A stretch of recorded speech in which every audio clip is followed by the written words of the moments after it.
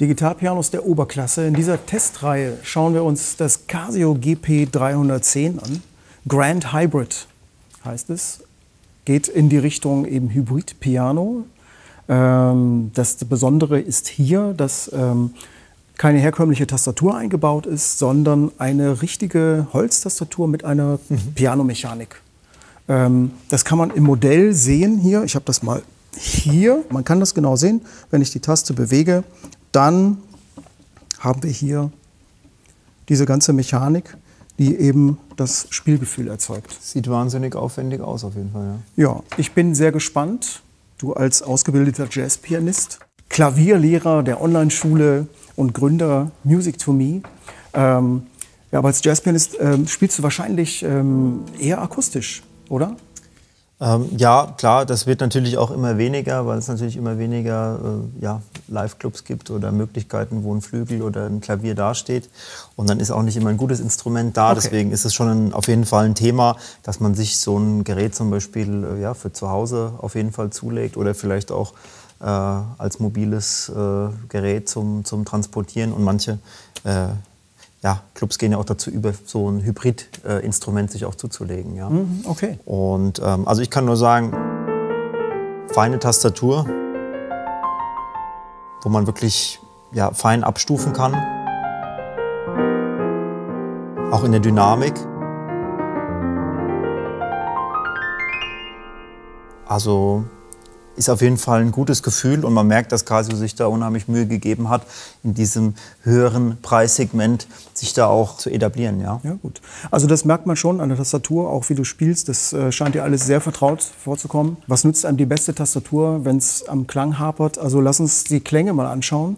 Bei den meisten Digitalpianos ist es ja so, dass du den Grand Piano 1, das ist so der universell einsetzbare Klavierklang, der eigentlich alles können soll. Definitiv.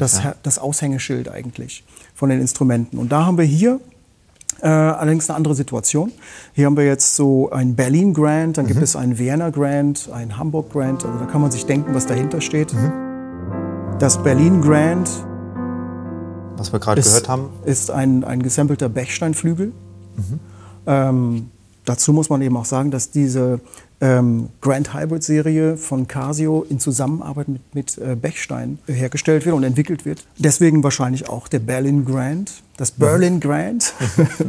Also wenn ich jetzt hier so durchschalte, dann gibt es das Hamburg Grand, das Vienna Grand. Und dann gibt es dann verschiedene Versionen dieser Pianos. Ja.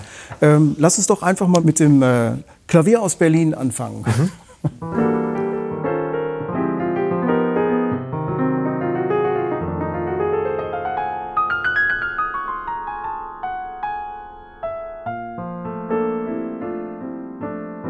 Ja, schöner Klang, also macht Spaß.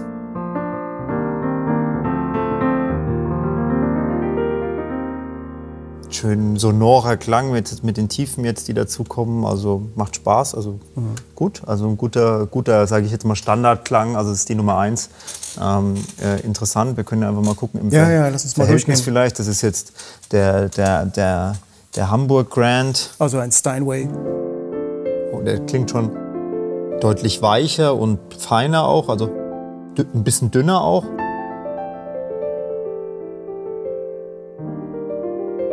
Ja, ein ganz anderer Klangcharakter. Ja, und kann man aber auch.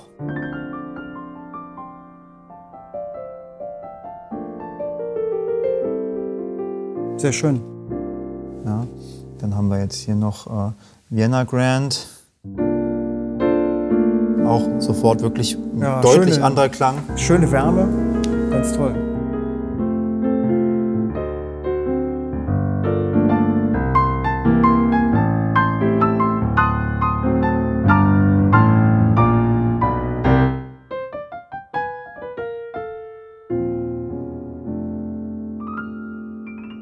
Aber der hat trotzdem schöne Akzente. Auf jeden Fall. Also man ist nicht einfach nur warm und weich, sondern der hat wirklich auch Kraft. Also so ein Argument ist ja oft bei solchen Digitalpianos, dass die Pianoklänge sich nicht oft also dass die sich nicht sehr unterscheiden, ja, dass sie irgendwie alle gleich klingen. Und jetzt hat man hier aber wirklich, gerade im direkten Vergleich, hört man schon, dass das auch eine ganz andere Idee ist, vielleicht wie sie jetzt an das Vienna rangegangen sind, wie an den Berlin Grand und so. Und das finde ich jetzt eigentlich eine ganz interessante Sache. Ja, und dann fangen jetzt, sage ich mal, die Klänge an mit zum Beispiel Grand Piano, Modern, wo man es dann vielleicht eher so kennt wie aus anderen. Wo sich dann vielleicht dann gar nicht mehr so viel ändert. Ja. So. Das sind Varianten dieser 3 Flügel. Genau. Ja, ja. Ich würde es ja zu gerne mit ein bisschen Klassik probieren. Gerne. Also für die Klassikbeispiele, ich habe mir da die Diabelli-Variationen rausgesucht. Da gibt es eine von Beethoven, die so ein bisschen starke Akzente benutzt, und eine von Schubert, die ist ein bisschen verhaltener. Ich fange mal hier auch mit dem Berlin Grand an, weil das so der klassische strahlende Klang ist. Das ist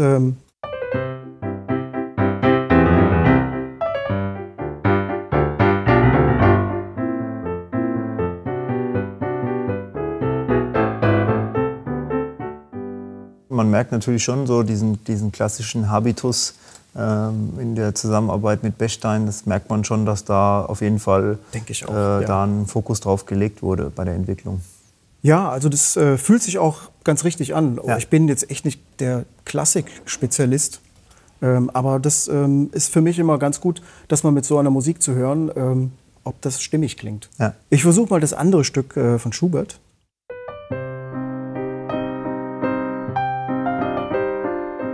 Da merke ich schon, das ist so ein bisschen zu stark im Attack. Da würde ich jetzt fast lieber den Vienna Grand nehmen, weil der klang so schön warm. Ja.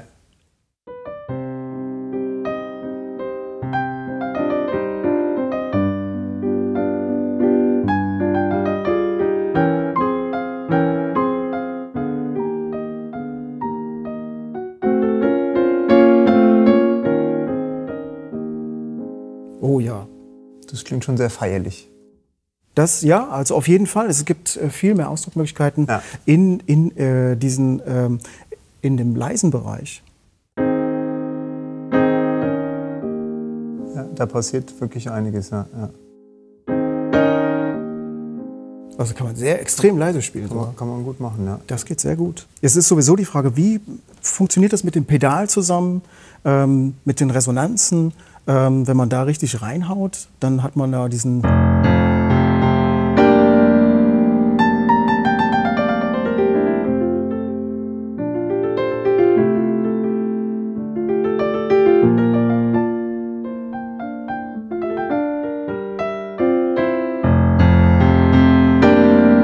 Also kann man richtig schön Kraft reingeben. ja. Ne? Und es schwingt auch alles richtig schön auf. Es ist die Frage, wie kommt es zusammen, wenn man noch leiser spielt? Vielleicht dieses Stück Edward Grieg.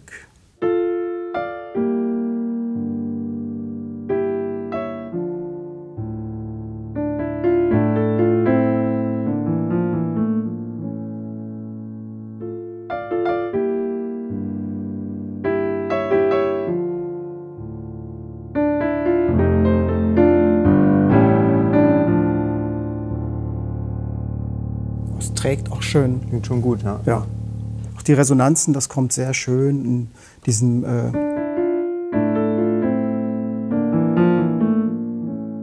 Ja, das ist gut, ja. Es hat schon echt Seele, finde ich schön. Ja.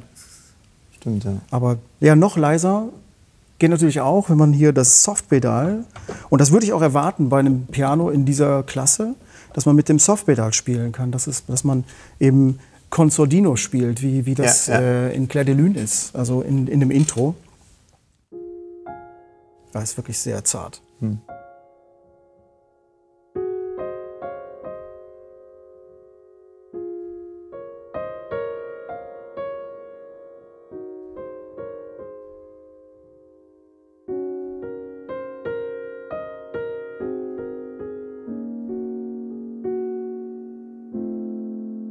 Wunderschön. Klingt toll, ja. Ja. Wenn ich es mal rausnehme, da kommt gleich auch mehr. Ja, ja.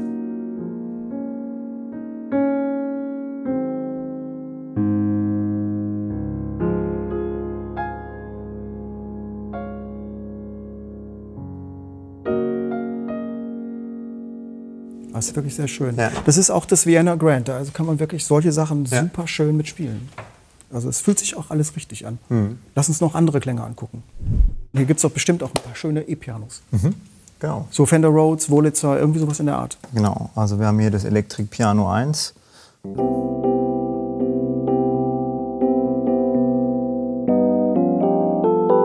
Oh, Klassiker.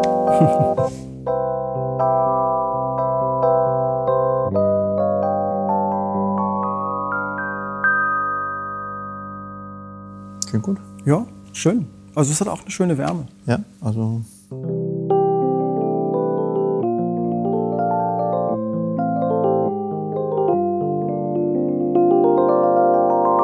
Es geht halt echt toll auf, so nach oben, so, ne? Also so die Dynamik ist so klanglich wirklich, hat man bei den Klavieren ja schon gemerkt, dass die gut klingen. Ja. Und geht jetzt gerade in E-Pianos weiter. Gucken wir mal, wie es weitergeht. Electric Piano 2.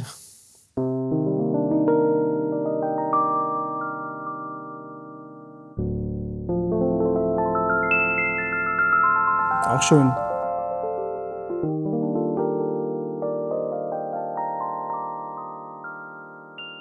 Cool. Was gibt's noch? Strings. Strings können wir mal gucken. Es gibt auch eine Layer-Funktion, habe ich gesehen. Moment, wie geht das? Ich mache mal die Layer-Funktion weg und gehe nochmal auf das Piano und Layer. Ja, das ist natürlich schon fein. Dann haben wir jetzt nämlich sogar 3 Layer. Wir haben einen Akustikbass, Oh, cool. wir haben einen String-Sound und dann noch das Klavier noch dazu. Und das Klavier oben drauf. Ja, also du hast also 3 Sounds.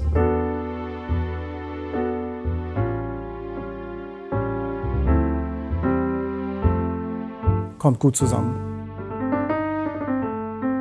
Und meistens hat man nur 2 Sounds, die man layern kann. Richtig, ja. Ja. Und das ist natürlich ein nettes Feature, sage ich jetzt mal. Ja. Und klingt auch, also auch so, der Duo-Sound klingt schön. Also. Ja, ja. Alles klar, jetzt haben wir uns einige Sounds angehört und Yassin hat die ganz toll gespielt. Jetzt würde ich gerne wissen, wie kommt das zusammen? Sound und Tastatur, spielt sich das gut? Ist das für dich vom Ausdruck her, kommt das gut zusammen? Also ich finde ganz klares Ja. Die Tastatur ist super, die lässt sich super spielen. Die reagiert auch gut auf die Attack, auf die Spielbarkeit. Einzige, was mir so ein bisschen auffällt, ist, es ist doch relativ schwergängig zu spielen. Man muss sich ein bisschen dran gewöhnen, wenn man an leichten Tastaturen oft gespielt hat, dann muss man doch ganz schön Kraft aufwenden, um auch dann die nötige Dynamik zu bekommen oder das nötige Tempo. Auch wenn es mal ganz schnell gehen muss, dann merkt man schon, dass man da ein bisschen mehr Kraft braucht. Ja. Aber das ist ja auch ein Digitalpiano für 3.000 €.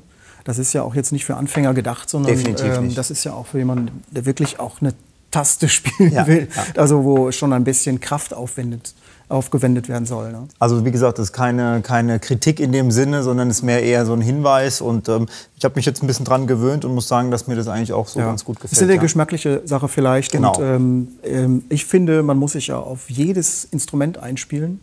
Egal, ob das ein akustisches Klavier ist oder eben auch ein Digitalpiano. Die ganzen Digitalpianos spielen sich ja auch alle irgendwie anders. Und das ist ja auch gut so. Das stimmt, ja. Es wäre jetzt natürlich auch die Frage, Casio kennt man ja eher von den Anfänger- und Einsteigerpianos. Die sind ja alle im unteren Preisbereich angesiedelt. Und so insofern ist die Frage, kann Casio Oberklasse? Weil das ist ja eindeutig ein Digitalpiano, das sich dort eben einordnen lässt. Ja. 3.000 € und dann eben ein Hybridpiano. Bei anderen Herstellern geht das Hybridpiano-Thema oberhalb von 4.000 € los und vielleicht sogar noch ein bisschen mehr. Das ist die Frage, ist das für dich ein Oberklasse-Piano und kann es auch den Spieler zufriedenstellen, der ein bisschen mehr will? Ne? Ich glaube, Casio hat einen guten Job gemacht.